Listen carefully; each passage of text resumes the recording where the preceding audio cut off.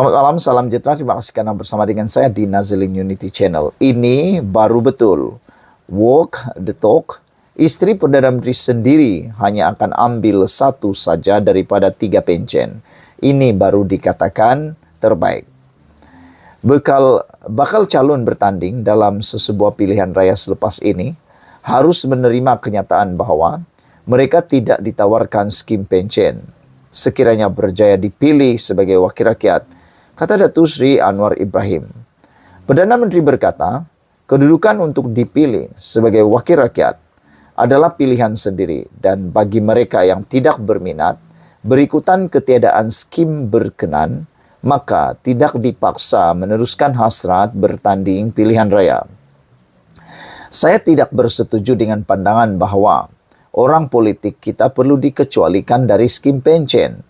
Maknanya yang akan jadi calon pilihan raya akan datang harus terima kenyataan bahawa skim mereka tak termasuk pencen. Kalau dengan ini tiada skim pencen, tak setuju jadi calon, baik ya okey. Kalau kata menteri pun tak hendak jadi sebab tiada pencen, itu pilihan kita, kata Anwar Ibrahim. Tetapi seperti biasa, kita akan bincang mengenainya secara lebih terperinci dalam jawatan kuasa persaraan sebelum dibawa ke kabinet, kata Anwar lagi. Anwar yang juga pengerusi Pakatan Harapan PH berkata demikian ketika menyempurnakan ucapan perasmian penutupan konvensyen di Kerajaan Perpaduan Negeri Perak 2024 di Pusat Konvensyen Kausarina Meru Raya di sini hari ini. Katanya lagi, bagi wakil rakyat yang sudah menerima lebih daripada satu skim pencen, ia merupakan tanggungjawab moral untuk memilih semula hanya satu skim pencen dan perkara itu juga sudah dilakukan istrinya sendiri iaitu Datin Sri Dr. Wan Azizah Wan Ismail. Katakan ada pencen sebagai mantan pegawai kerajaan, sebagai mantan menteri yang juga mantan ahli parlimen, yang juga mantan ahli Dewan Undangan Negeri Adun.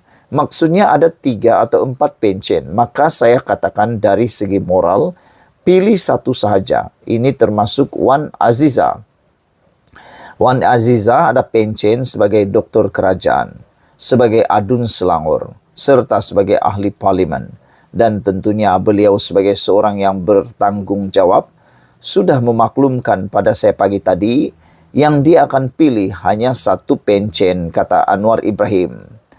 Anwar berkata pemansuhan skim pencen penjawat awam sudah semestinya juga akan menyebabkan kadar gaji sedia ada yang diterima meningkat apabila adanya komitmen daripada kerajaan untuk memperbaiki kadar upah dan gaji selepas 12 tahun tanpa sebarang penilaian. Sudah 12 tahun penjawat awam bekerja namun tiada penilaian dan komitmen untuk memperbaiki kadar upah dan gaji mereka.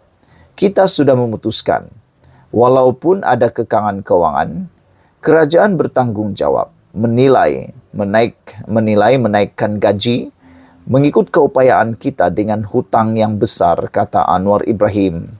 Harus ada komitmen untuk meningkatkan kadar upah penjawat awam negara kita. Tetapi kita kena faham juga tentunya kenaikan tidak harus terlalu tinggi kerana akan membebankan ekonomi negara, kata Anwar Ibrahim lagi. Saudara, apabila Anwar Ibrahim melakukan perkara ini juga bersama dengan istrinya, kita amat gembira. Dan yang lebih hebat lagi ialah apabila Anwar Ibrahim kata, kalau ada orang yang tak setuju, ahli politik, tak dikenakan pencen dan mereka tak nak bertanding lagi sebab tiada pencen, Anwar Ibrahim kata, it's okay. Tak apa, itu bagus. Biar orang yang mahu bertanding saja, katanya. Itu pertama. Yang kedua, kalau ada ahli parlimen yang tidak bersetuju, tak nak menjadi menteri sebab sudah tiada lagi pencen sebagai ahli menteri, Anwar Ibrahim juga kata tidak apa, teruskan saja dan tiada masalahnya. Ini satu berita yang amat baik dan amat sukacita untuk kita semua. Ini keputusan Anwar Ibrahim yang pastinya jarang-jarang orang berani lakukan, terutamanya istri Anwar Ibrahim sendiri. Sekian dulu untuk kali ini. Jangan lupa tinggalkan komen Anda, tekan butang subscribe. Kita jumpa lagi. Bye-bye. Selamat malam, salam sejahtera. Terima kasih karena bersama dengan saya di Nazilin Unity Channel. Ini keputusan terkini yang kita terima daripada mesyuarat Parti Bersatu semalam. Akhirnya, Peja digantikan oleh Muhammad Hanifah, yang mana ada netizen kata Peja sebenarnya telah dipecat di Negeri Sembilan.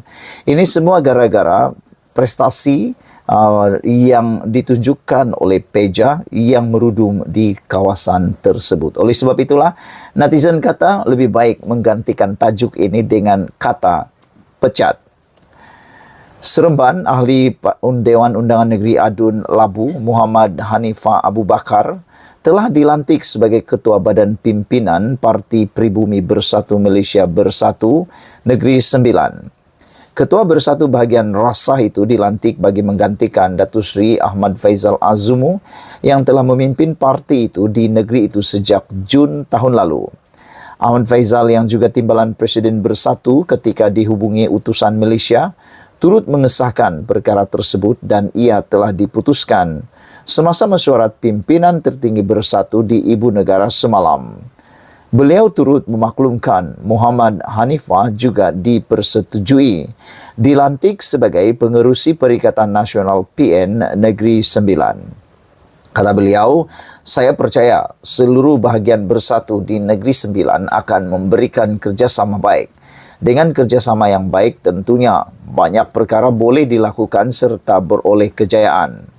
Apa yang penting, kata Peja, Bersatu dan PN mesti memainkan peranan sebagai pembangkang yang berwibawa, sentiasa membangkitkan isu rakyat sambil berusaha memperbaiki kehidupan rakyat, katanya lagi.